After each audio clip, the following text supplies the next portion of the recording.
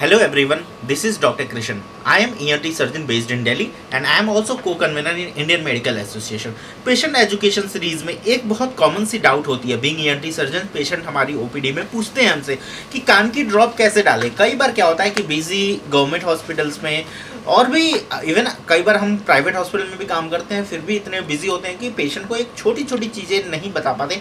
और कई छोटी चीज़ें जो हम सोचते हैं ये तो कॉमन सेंस की बात है, वो पेशेंट को समझ नहीं आता और फिर ट्रीटमेंट का उतना कंप्लायंस नहीं होता। उनमें से एक है कि कान में ड्रॉप कैसे डालें, ये ईयर ड्रॉप जो कान की होती है वो कैसे डालें। सो इससे जुड़ी हुई कुछ इंपॉर्टेंट बातें हैं जो मैं यहाँ बताना चाहूँगा। अब कान की ड्रॉप के बारे में ये है कि कान की ड्रॉप जनरली हम कान के इन्फेक्शंस में देते हैं, कान बहता है तो देते हैं।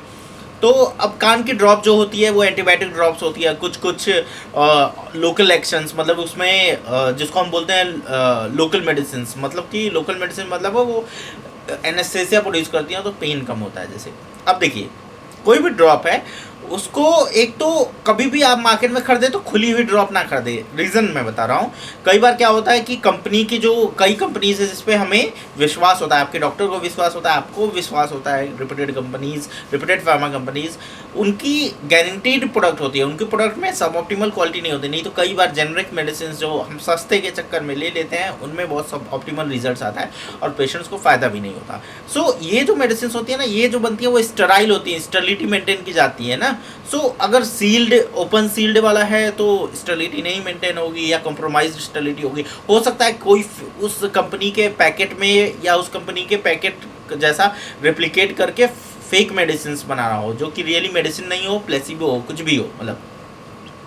और एक और चीज़ लिखी होती है ईयर ड्रॉप के पैकेट पे, अगर आपने नहीं ध्यान दिया है तो अगली बार जब भी ईयर ड्रॉप लें उस चीज़ को देखें। उसमें लिखा होता है कि यूज़ विद इन 1 मंथ, मतलब एक बार आपने पैकेट खोल लिया तो 1 महीने के अंदर यूज़ करें, नहीं तो उसमें प्रिजर्वेटिव होते हैं, कई बार वो ख़राब हो जाती है उसके बाद। दूसरी चीज़ की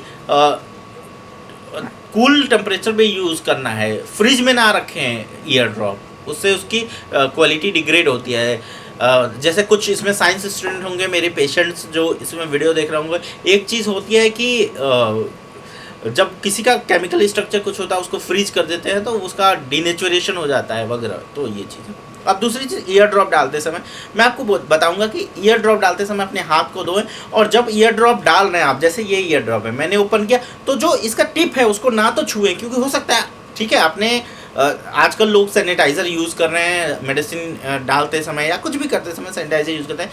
हर समय हर पेशेंट के पास सैनिटाइज़र सुविधा नहीं उपलब्ध है या फिर हर समय हम सैनिटाइज़र नहीं यूज़ कर पाते, कई बार कई लोग भूल जाते हैं, तो आप टिप को टच करोगे तो इन्फेक्ट हो जाएगा। दूसरी चीज़, जब कान में डाल रहे हो ये ड्रॉप तो भी कान पे टच मत करो, ऊपर से ही डालो आप ड्रॉप, ठीक है। अब कितने ड्रॉप डालोगे ये तो अलग अलग कंडीशंस में अलग अलग आपके डॉक्टर वो आपको बता देंगे कितने ड्रॉप्स डालने हैं, या आप जहाँ से मेडिसिन लोगे केमिस्ट शॉप वहाँ अभी बता देंगे। उसके बाद आप ड्रॉप डालने के बाद 5 से 10 मिनट उस कान को ऐसे या तो आप उस कान को ऊपर करके लेट जाओ या तो आप बैठे हो तो उस कान को ऐसे कर लो, उसमें 10 मिनट तक ड्रॉप डालो, 5 मिनट डाल के जितनी भी बूंद डालनी है, डालने के बाद 5 से 10 मिनट ऐसे ही रहो ताकि वो ड्रॉप अंदर जो हमारा EAC एक्सटर्नल ऑडिटरी कैनाल उसमें अंदर तक जाए और दवाई अपना एक्शन करे।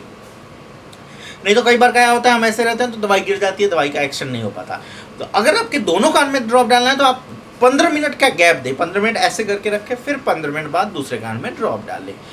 अब एक और चीज़ है, बहुत अच्छी चीज़ होती है जब आप बड़े मतलब कि 3 से 4 साल से बड़े लोग हैं उनके कान में ड्रॉप डालें तो कान को ऊपर और पीछे खींचे। इससे क्या होता है, आपका जो EAC होता है ना, जो एक्सटर्नल ऑडिटरी कैनाल होता है वो सीध में नहीं होता, वो मुड़ा हुआ होता है जिसको टॉर्चियस बोलते हैं। तो जब हम ड्रॉप डाल देते हैं ऐसे करके ड्रॉप डालते हो तो ड्रॉप के अंदर जाने के चांसेस बहुत ज़्यादा होता है। सिमिलरली बच्चों का क्या होता है, साइड से ऐसे खींचना होगा ड्रॉप डालते समय, ये कुछ सावधानी है।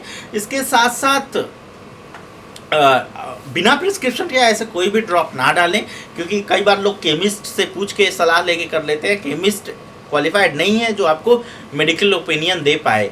इसके साथ साथ ड्रॉप्स के बारे में, और ड्रॉप डालने के बाद थोड़ा ये जो स्ट्रैगस वाला एरिया होता है, ये वाला एरिया इसे ऐसे प्रेस कर सकते हो ताकि ड्रॉप का प्रॉपर एक्शन हो पाए उसमें।